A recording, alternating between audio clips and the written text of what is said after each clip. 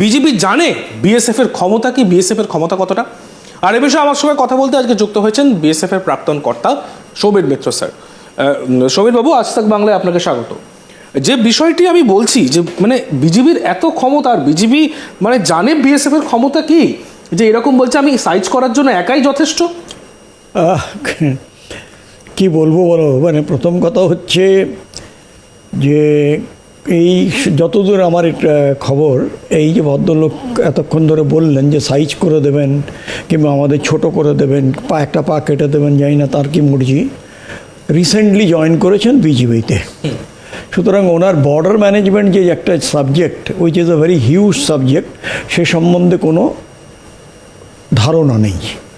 দ্বিতীয়ত, উনি এমন একটা পরিস্থিতির মধ্যে জয়েন করেছেন যে যেখানে সবাই দেখা যাচ্ছে কিছু না কিছু বলছে, কিন্তু এতদিন কেউ বলেনি এই ধরনের কথা, including the chief of army staff Zaman, general Zaman বাংলাদেশের, যার সঙ্গে আমাদের জেনারেল দ্বিবেদী, আওয়ার চিফ অফ স্টাফ, বলেছেন যে আমরা অলমোস্ট ওনাদের সঙ্গে কমিউনিকেশনে রয়েছে।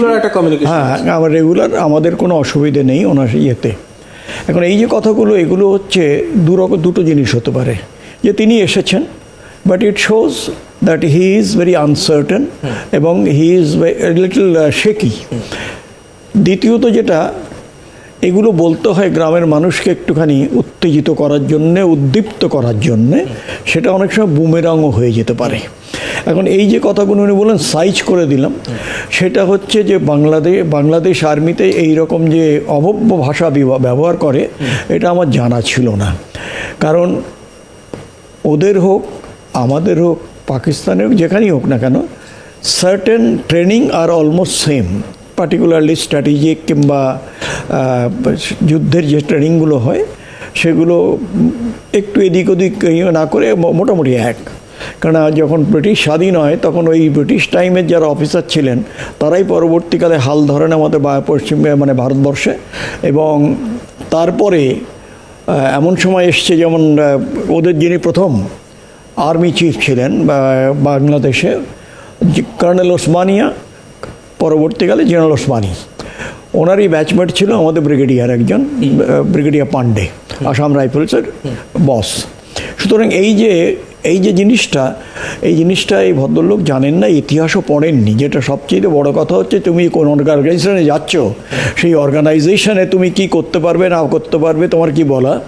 আজকে BSF, the largest border guarding force in the world, and we have upgraded everything. এখন কী করেছে সেটা আমি বলছি না। We have upgraded everything which is needed to be. Secondly, এই যে সাইজ করে দেওয়া শব্দটা, এটাতে বোঝা যাচ্ছে that he is little frightened. কারণ ভয় পেয়ে কিছুটা, কারণ আমি তোমাকে বলি, এখানে একটা ইনসিডেন্ট আমার ব্যক্তিগত জীবনে। আমি তখন এই ইস্টার্ন কমান্ডের chief of staff in BSF. তা হঠাৎ দেখা গেল যে আমাদের যে নদীর সাইডটা, সেইগুলো মালদায় মানে ঢেউয়ে একতরফে ভেঙে যাচ্ছে।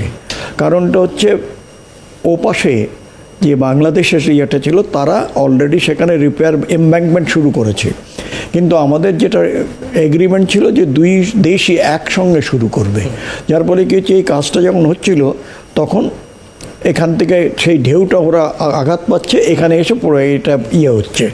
সেই পরিস্থিতিতে আমি ওদের খবর দিলাম যে তোমরা এটা বন্ধ করো।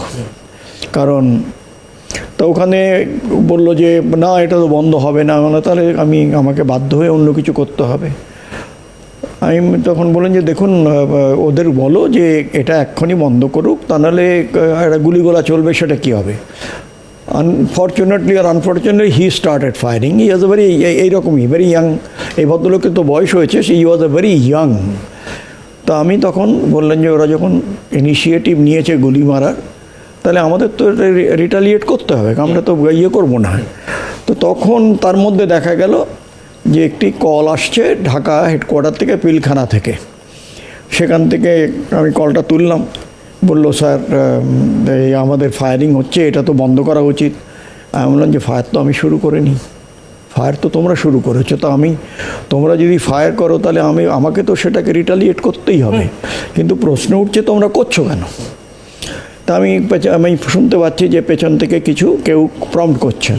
তা আমি তখন মনে হলো যে শোনো, তুমি এক কাজ করো, তোমার পেছনে যে হিজ এক্সেলেন্সি তোমাদের ডিজি বসে আছেন, ওনার সঙ্গে আমায় কথা বলিয়ে দাও। তুমি মাঝখানে কেন এসছো বলো তো? তো আমি বললাম যে ইয়োর এক্সেলেন্সি, তো আপনি এইটা আপনি কী করে বললেন যে স্যার আমরা করছি? আমরা তো এগ্রিমেন্ট অনুসারে আপনার এবং আপনার সাইডে এবং ভারতবর্ষের সাইডে একদিনে কাজ হবে। আপনারা জিনিসপত্র অলরেডি তৈরি করেছেন, আমাদের তৈরি হচ্ছে, কয়েকটা দিন তো আপনারা সময় দেবেন। অ্যান্ড ওই যে আপনার যে আছেন যে ওই ইয়েতে যে that green horn should be controlled immediately. তাহলে ও যদি মানে আমি আপনাকে ক্লিয়ারই বলছি যে ও যদি 5 মারে আমি 50টা মারবো, কেন ভারতবর্ষে অভাব নেই একদম। আর ইউ নো ভেরি ওয়েল, আমাকে আপনি যথেষ্ট স্নেহ করেন এবং করেন, কিন্তু এই জায়গাটা তো একটা দুই দেশের মধ্যে শান্তি রাখার ব্যাপার। বললো এখনই হয়ে যাবে, আগে করুন তারপরে আমি কথা বলবো আবার। Immediately to stop. কেন এখানে যেটা হচ্ছে, একটা এই ভদ্রলোক আমি বলছি এই জন্যে যে he was a very seasoned army officer, কিন্তু এই যেটা কথা বললো এগুলোর মধ্যে আমরা শুনলাম এটাকে গুরুত্ব দেওয়ার কোনো প্রশ্নই নেই।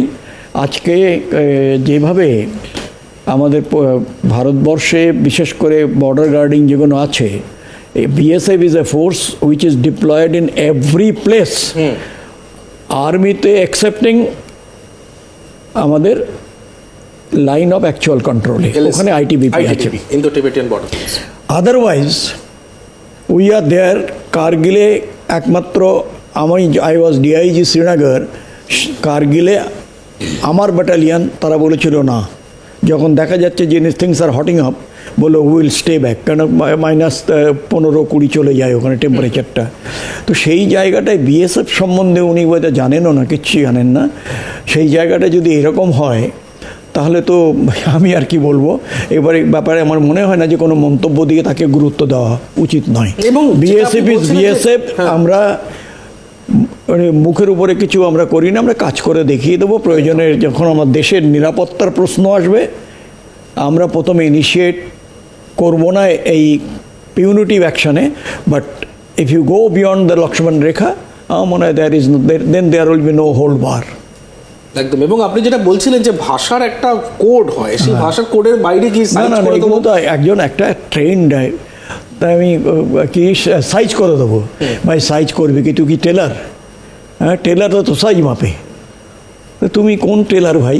বিএসএফ সাইজ জুড়তেও জানা। যাই হোক, আপনি সঙ্গে থাকুন আমাদের, আমরা আরও একটি যে বিষয়ে আসবো, যে বিষয়টিতে নজর রাখবো, যে বিএসএফকে এই ধরনের টার্গেট করে যে কথাবার্তাগুলো বলা হচ্ছে বিজেপির তরফ থেকে, তারা সাহস কোথা থেকে পাচ্ছে? কে আছে সেই মাথার পিছনে? কে আছে যে বলছে, যে প্রম্পট করছেন? কে পেছন থেকে প্রম্পট করছে?